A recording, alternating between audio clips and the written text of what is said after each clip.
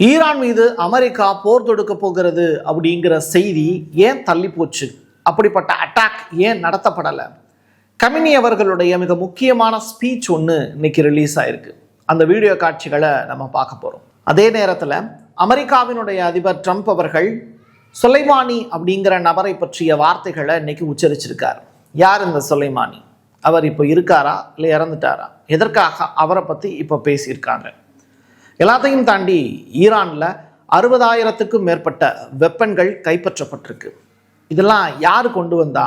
அது உள்நாட்டிலேயே தயாரிக்கப்படாதது அப்படின்னு சொல்கிறாங்களே, வெளிநாட்டு சதி அப்படின்னு சொல்லியிருக்கக்கூடிய விஷயத்துக்கு பின்னாடி தடயவியல் சோதனை அப்படின்பாங்க, ஃபாரன்சிக் ரிப்போர்ட், அதுவும் வெளியாயிருக்கு.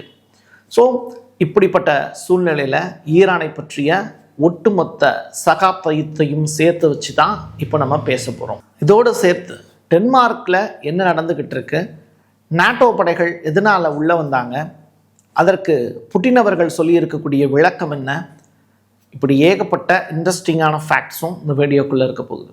வாங்க பார்க்கலாம் உறவுகளே. இது பிரசாத் சிக்னேச்சர். சென்னையோட மற்றொரு அடையாளம் M1 மொபைல் ஷோரூம். உலகத்தரம் வாய்ந்த மொபைல்களை உள்ளூர் சந்தையில் கம்மியான ரேட்டுக்கு, அதுவும் ஆஃபரோட கொடுக்குறாங்க. வாரண்டியோட கேரண்டியும் கன்ஃபார்ம். எல்லா டைப் ஆஃப் மொபைலும் இங்கே வாங்கலாம். ஆன்லைன்லேயும் இருக்குது, ஆஃப்லைன்லேயும் வாங்கிக்கலாம்.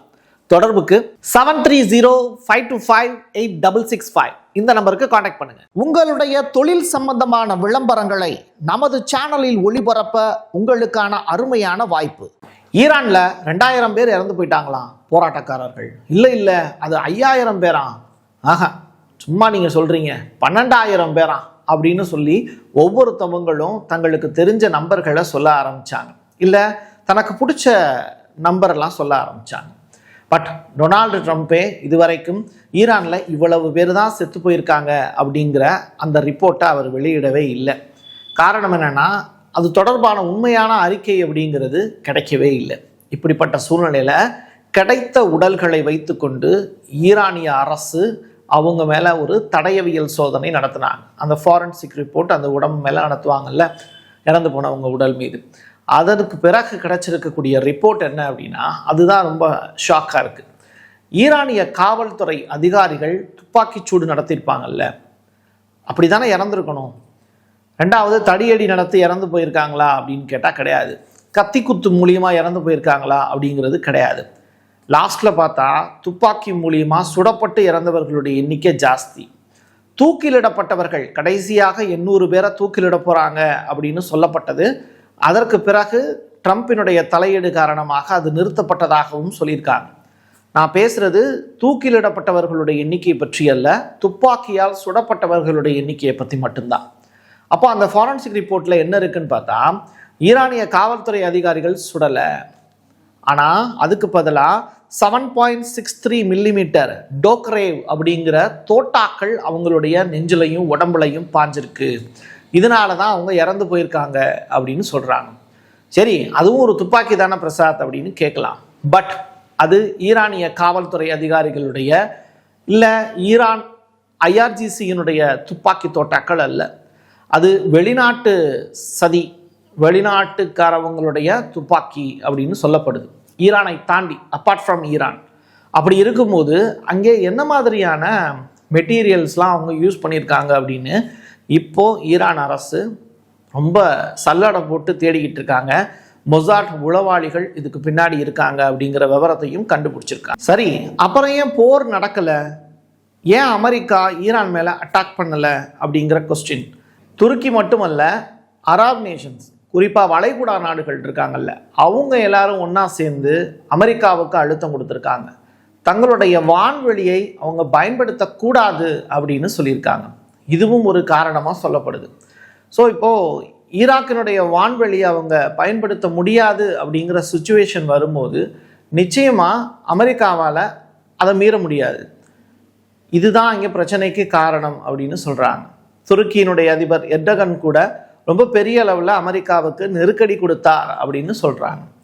இந்த காரணத்தினால தான் இப்போதைக்கு ஈரான் மீது அமெரிக்கா போர் தொடுக்கவில்லை அப்படிங்கிற செய்தியும் வெளியாயிருக்கு.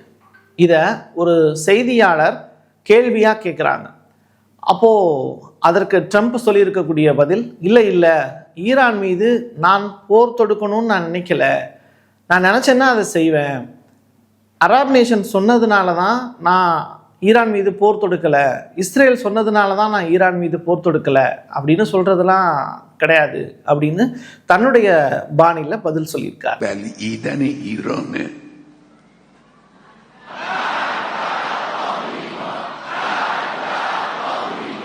ரொம்ப வருஷத்துக்கு பிறகு சுலைமானி அப்படிங்கிற நபருடைய பெயரை உச்சரிச்சிருக்காரு ட்ரம்ப். எப்படின்னு கேட்குறீங்களா? நான் 2020 வரைக்கும் ஈரான் மீது என்னுடைய பார்வை வேறு மாதிரியாக இருந்தது. 2020 ஈரான் அப்படிங்கிற நாட்டை என்னால் அசைச்சு பார்க்க கூட முடியாத அளவுக்கு இருந்தது. அதுக்கான காரணம் என்ன அப்படின்னா, ஆக்சஸ் ஆஃப் ரெசிஸ்டன்ஸ் அப்படிங்கிற அந்த மேப்பை போட்டு கொடுத்த சுலைமானி அப்படிங்கிற அந்த இரும்பு மனிதர் தான் காரணம். ஆனால் அவர் என்னுடைய பீரியடில் தான் கொலை செய்யப்பட்டார். அப்படிப்பட்டவர் இருந்த வரைக்கும் ஈரான் ஸ்ட்ராங்காக இருந்தது. இன்னைக்கு இருக்கக்கூடிய சுச்சுவேஷன் ஈரானுக்கு அப்போ இல்லை. இந்நேரம் சுலைமானி அவர்கள் ஈரானில் இருந்திருந்தார் அப்படின்னா ஈரானில் நடந்திருக்கக்கூடிய போராட்டத்தை அவர் வேற மாதிரி கையாண்டிருப்பார் அப்படிங்கிற ஸ்டேட்மெண்ட்டை ட்ரம்ப்பே சொல்கிறார். சுலைமானி எவ்வளவு பெரிய மனிதர் அப்படிங்கிறதையும் மிகச்சிறந்த வியூக வகுப்பாளர் அப்படிங்கிறதையும் ட்ரம்ப் அவர்களே சொல்லி இருக்கிறது ரொம்ப ஆச்சரியத்திலும் ஆச்சரியம்தான். ரொம்ப நாளைக்கு பிறகு ஈரானுடைய உச்சபட்ச தலைவர் கமினி அவர்களுடைய ஸ்பீச் ஒன்று கிடச்சிருக்கு. அவர் பேசியிருக்கார். என்ன தெரியுமா சொல்லியிருக்காரு? உள்நாட்டில் உள்ள குற்றவாளிகளிடம் நாங்கள் மென்மையாக நடந்து கொள்ள மாட்டோம். நாங்கள் இந்த நாட்டை போருக்குள் இழுப்பதற்கு விரும்பவில்லை. அதே நேரத்தில் எங்கள் நாட்டின் மீது அவதூறு சொல்கிறது அமெரிக்கா. அதை எங்களால் ஏற்றுக்கொள்ள முடியாது. வழக்கம் போல அவங்க சொல்லி முடிச்சிருக்கக்கூடிய விஷயம், யூகே ஒழிக, இஸ்ரேல் ஒழிக, அமெரிக்கா ஒழிக. இதுதான் அவங்களுடைய தாரக மந்திரமாக இருக்குது. கலவரங்கள் அனைத்தும் திட்டமிடப்பட்ட சதி திட்டம் அப்படிங்கிற ஸ்டேட்மெண்ட்டை கமினி அவர்களே உச்சரிச்சிருக்கார். ஸோ இது கட்டுக்குள் வந்துருச்சு அப்படிங்கிறத கமினி அவர்களுடைய ஸ்பீச் மூலிமா புரிஞ்சுக்க முடியுது. ஏன்னா ஒரு ஈவெண்ட் முடிஞ்சதற்கு பிறகு தான் ஒரு தலைவர் கண்டிப்பாக பேசுவாங்க. இடையில நடந்துக்கிட்டு இருக்கும்போது பேசி எந்த பிரயோஜனமும் கிடையாது. ஸோ தன்னை சுற்றி என்ன நடக்குது அப்படிங்கிறத ஃபுல் அண்ட் ஃபுல் அனலைஸ் பண்ணதற்கு பிறகு கமினி அவர்களுடைய இந்த ஸ்பீச் அமைஞ்சிருக்கு. ஈரானில் மறுபடியும் தன்னுடைய ஆட்சி நிலவணும் அப்படின்னு ஷா பரம்பரையினுடைய கடைசி இளவரசராக கருதப்படக்கூடிய ரிசா பக்லவி அவர் இப்போ ஒரு ஸ்டேட்மெண்ட் ஒன்று கொடுத்துருக்கார். ஈரான் இன்னைக்கு இருக்காங்கல்ல, தென்கொரியா, அவங்கள மாதிரி 10 மடங்கு வளர்ச்சி அடைய வேண்டிய ஒரு தேசம்.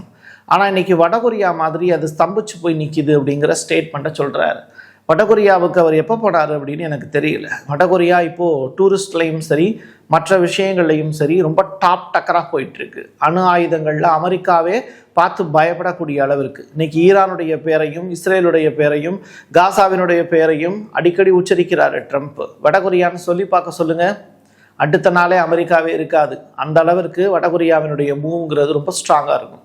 ஸோ அப்படிப்பட்ட ஒரு நாட்டை பற்றி சேர்த்து ஈரானோட அவர் ஒப்பிட்டு பேசியிருக்கார். அப்படின்னா ஈரான் வளர்ந்துருச்சுன்னு அர்த்தமா அப்படின்னு தான் கேட்க தோணுது.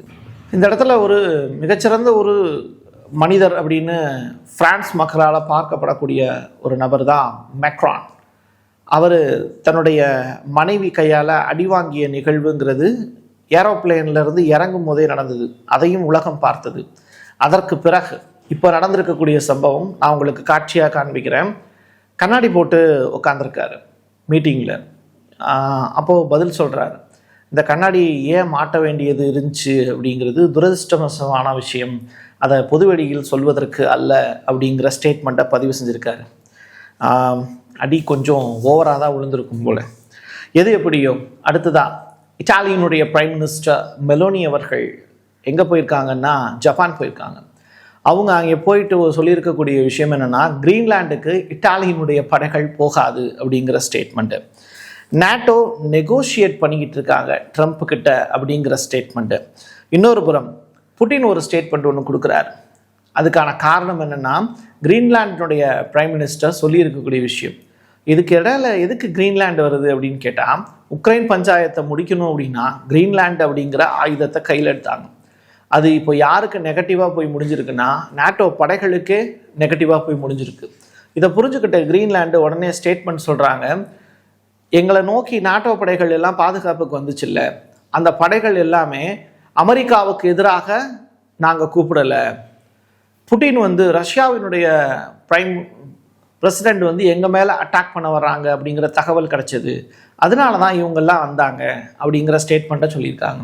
உடனே புட்டின் அவர்கள் உஷாராயிட்டு இப்போ ஒரு ஸ்டேட்மெண்ட் கொடுத்துருக்காரு, கிரீன்லாந்து அப்படிங்கிற நாடு எங்களுக்கு தேவையே கிடையாது, எங்கள் மேலே தேவையில்லாமல் பழி போட வேண்டிய அவசியமும் இல்லை, நாங்கள் அந்த பக்கம் ஷிப்போ எதுவுமே அனுப்பவும் இல்லை, ப்ராப்ளம் யாருக்கும் இடையிலங்கிறது உலகத்துக்கு தெரியும், ட்ரம்ப்புக்கும் கிரீன்லாண்டுக்கும் இடையில தான், இதில் எங்களையே இழுக்கிறீங்கன்னு சொல்லி அவர் கலண்டுக்கிட்டார். இது எல்லாத்தையும் விட பெரிய உண்மையான விஷயம் என்ன அப்படின்னா, ஈரான் வேணுமா பாலஸ்தீனம் வேணுமா அப்படின்னு கமினி அவர்கள்ட்டையும் ஈரானுடைய அதிபர் பெஜஸ்கியான் அவர்கள்ட்டையும் கேட்கப்பட்டது உண்மைதான்.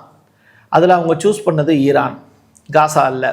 அதனால் காசாவில் 2ஆம் கட்ட திட்டம் அப்படிங்கிறது இப்போ செயல்பாட்டுக்கு வந்திருக்கு.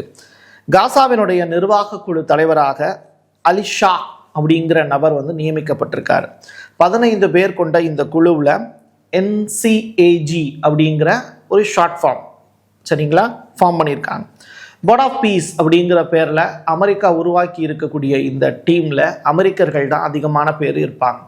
இந்த படை காசாவை வழிநடத்தும், ஹமாஸ் அல்ல. இன்னொரு புறம் பாலஸ்தீனத்தினுடைய வீடுகள் தொடர்ச்சியாக இடிக்கப்பட்டு கொண்டு இருக்கிறது. சீஸ் ஃபயர் அப்படிங்கிற அந்த ஒரு விஷயத்தை முன்னிலைப்படுத்தி இப்போ ஹமாஸோ இஸ்ரேல் போரிடாமல் இருக்காங்களான்னு கேட்டிங்கன்னா, ஹமாஸ் அமைதியாக இருக்காங்க, இஸ்ரேல் தொடர்ச்சியாக காசா மக்களை துன்பப்படுத்திக்கிட்டு இருக்கு. இதுவரைக்கும் 2500 வீடுகள் ஏற்கனவே இடிக்கப்பட்டது தான், மறுபடியும் பாம்பு போட்டு அந்த வீடுகளை இடித்து தள்ளிக்கிட்டு இருக்காங்க இஸ்ரேல். இப்போது அமெரிக்காவினுடைய படைகள் வேற காசாவுக்குள்ளே புகுந்திருக்கு. யாருக்கு பாதுகாப்பு கொடுப்பதற்காக காசாவுக்குள் புகுந்திருக்கிறார்கள் அமெரிக்கர்கள், உங்களுக்கே புரிஞ்சுக்க முடியும். எது எப்படியோ கிடைத்த தகவல்களை அப்படியே கொண்டு சேர்க்கக்கூடிய போஸ்ட்மேன் தான் நான். எனக்கு எந்த பக்கச்சார்பும் கிடையாது. முத்திரை குத்த வேண்டாம். என் கையெழுத்து என் மக்களுக்கானது உறவுகளே. மீண்டும் ஒரு பதிவில் சந்திக்கலாம். நன்றி, வணக்கம். சென்னையோட மற்றொரு அடையாளம் M1 மொபைல் ஷோரூம். உலகத்தரம் வாய்ந்த மொபைல்களை உள்ளூர் சந்தையில் கம்மியான ரேட்டுக்கு, அதுவும் ஆஃபரோட கொடுக்குறாங்க. வாரண்டியோட கேரண்டியும் கன்ஃபார்ம். எல்லா டைப் ஆஃப் மொபைலும் இங்கே வாங்கலாம். ஆன்லைன்லேயும் இருக்குது, ஆஃப்லைன்லேயும் வாங்கிக்கலாம். தொடர்புக்கு 7305258665 இந்த நம்பருக்கு காண்டாக்ட் பண்ணுங்க. Prasad signature media broadcasting private limited. நீங்க நியூஸ் ரீடரா மாறணுமா, கண்டென்ட் கிரியேட்டரா உருவாகணுமா, சேட்டலைட் சேனல்ல ரிப்போர்ட்டரா வேலை பார்க்கணுமா, டாக்குமெண்ட்ரி மேக்கிங்ல இருந்து ஜேர்னலிசம் பற்றிய முழுமையான பயிற்சி பெற உங்களுக்கான அருமையான வாய்ப்பு. எங்களை தேடி வாங்க. ஆன்லைன் மற்றும் நேரடி பயிற்சி வகுப்புகளும் சர்டிபிகேட் கோர்ஸாவே கத்துத்தரும். மீடியா துறையில் 10 ஆண்டுகளுக்கு மேல அனுபவம் உள்ளவர்கள் பயிற்சி கொடுப்பார்கள். வாய்ஸ் ஓவர் தொடங்கி வாய்ஸ்லெஸ் பீப்புளுக்காக உங்களை சிறந்த ஜேர்னலிஸ்டா உருவாக்க வேண்டியது எங்களோட பொறுப்பு. ஸ்கூல்ஸ் அண்ட் காலேஜஸ்ல ஜூனியர் ஜேர்னலிஸ்ட்ங்கிற பேர்ல ஒர்க் ஷாப்பும் கண்டக்ட் பண்ணி கொடுக்கிறோம். மோட்டிவேஷனல் ஸ்பீக்கரா கடந்த 15 ஆண்டுகளா கல்வி நிறுவனங்களுக்கு நிகழ்ச்சிகளும் நடத்தி தரோம். தொடர்புக்கு 9944790333 94493594 prasad@gmail.com. உங்களுடைய தொழில் சம்பந்தமான விளம்பரங்களை நமது சேனலில் ஒளிபரப்ப உங்களுக்கான அருமையான வாய்ப்பு.